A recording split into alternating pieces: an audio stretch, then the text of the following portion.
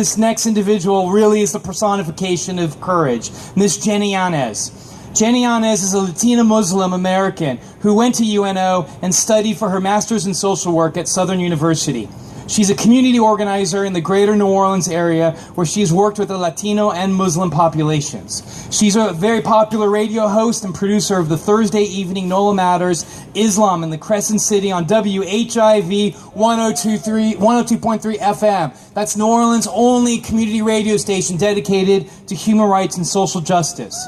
She's a public speaker on topics such as Muslim women, anti-racism, and cultural competence. She's involved with religious, interfaith, civic, and educational institutions who are interested in growing awareness, dialogue, and furthering cooperations towards social justice change. She has served as a board member of the Islamic School of Greater New Orleans and currently serves with outreach on the Islamic Shura Council of Greater New Orleans and the Jefferson Muslim Association. On a personal note, I've known Jenny for several years now. She is a friend and a colleague.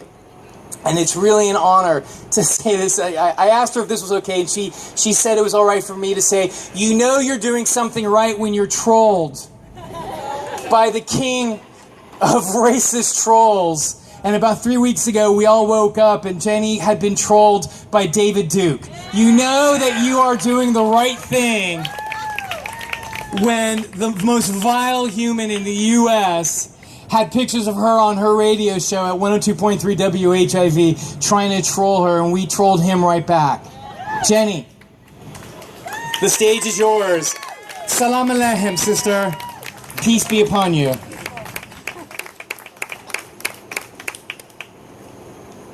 So I love Dr. Derry. But I love all of you, and I appreciate that everyone stayed to the end of the march and the end of the rally to hear the last speaker. But it's not the last word. We're here on the July 4th weekend, and in the heat and the hot asphalt of the city that we walked in, to celebrate freedom. Yeah.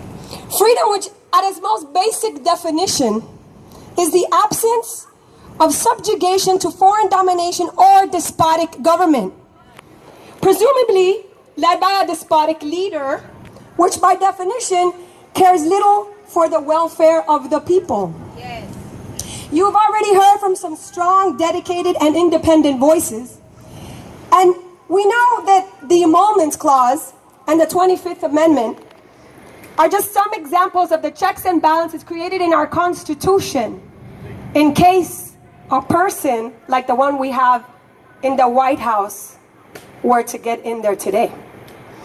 But those are just some examples and reasons of how we will impeach him. We also know about possible collusion, Russian interference, the lies, how he treats the FBI, how he treats the media, and how he treats the American people. But most importantly, it's about how he treats the American people. Yes. That means us.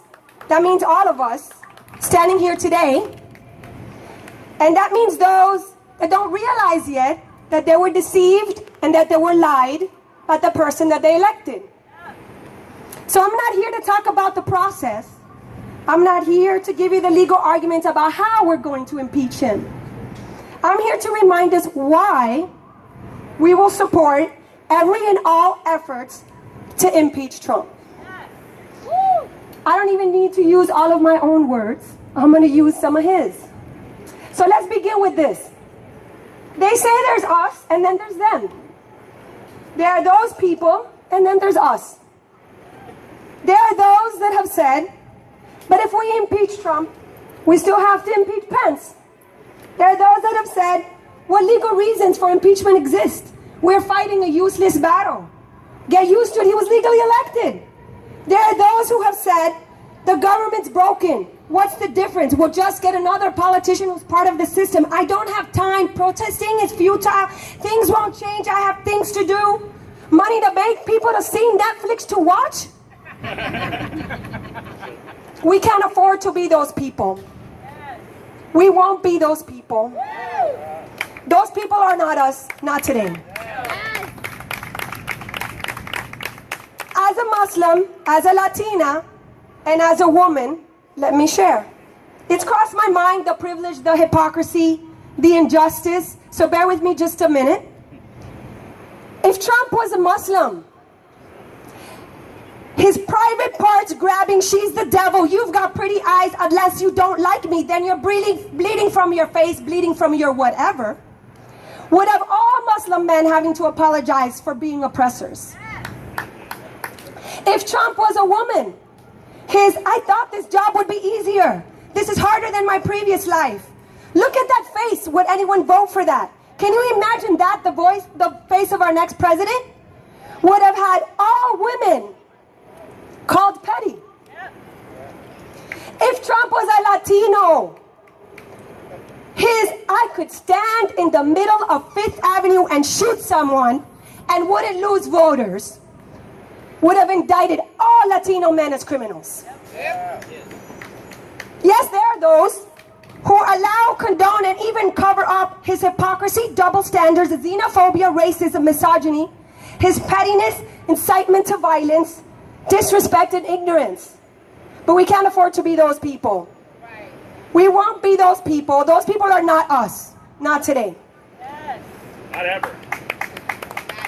There are those that accept his outlandish lies, that Obama created ISIS and Hillary was the co-founder, but then watch as he sells arms to Qatar and Saudi Arabia at the same time, then points them at each other, while he bans innocent Muslim grandmothers from visiting their children and grandchildren in Virginia and keeps out hungry and cold refugees that were created from our own international policy failures.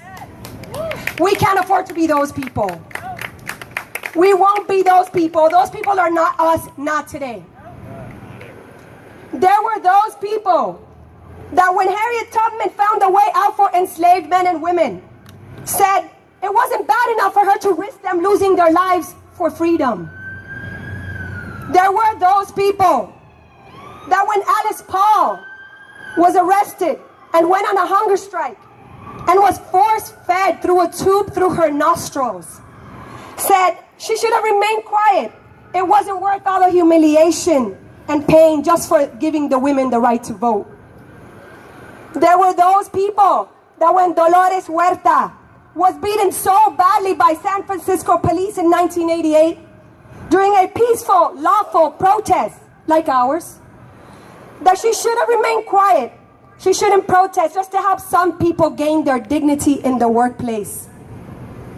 There were those people that when 17-year-old Nabra Hassanein was leaving the mosque with her friends wearing a headscarf, a hijab, headed to McDonald's after prayers last month, she should have just blended in and assimilated. We can't afford to be those people. We won't be those people. Those people are not us, not today.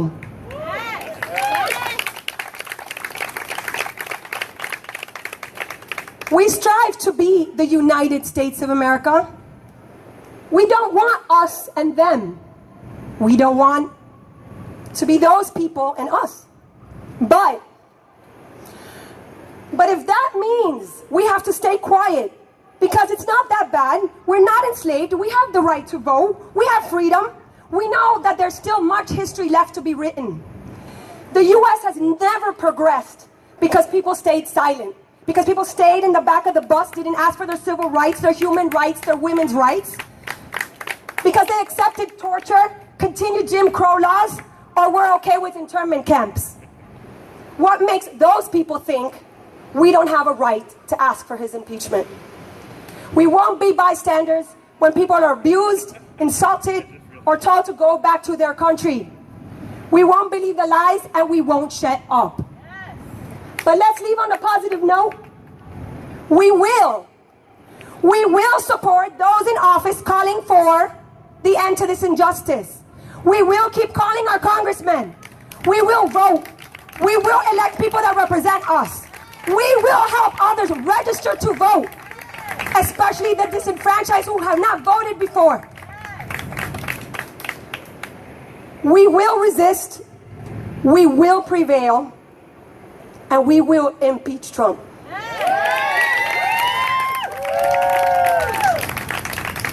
The revolution is just beginning. See you at the next march.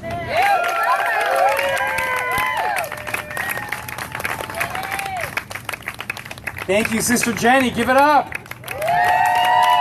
As I mentioned to you earlier, I'm from a Muslim country, and in my country, the word shukran is an Arabic word that means thank you. So shukran to all of you. Shukran to Miss Jenny Yanez from WHIV. Shukran to Miss Irma and Chloe from Congresso. Shukran to Miss Fox Rich. Speak, Fox Rich. Shukran to Miss Belinda Parker Brown. Shukran to Dr. Andre Strummer. Shukran to Mr. Larry the Table Guy. Shukran to Mr. Daniel Faust. Shukran to Miss Michelle Hanks. And shukran to Matthew Schoenberger. And shukran to our revolution for bringing us together right here, right now. Matthew, where's Matthew? Give this man a round of applause. He's the one that organized it.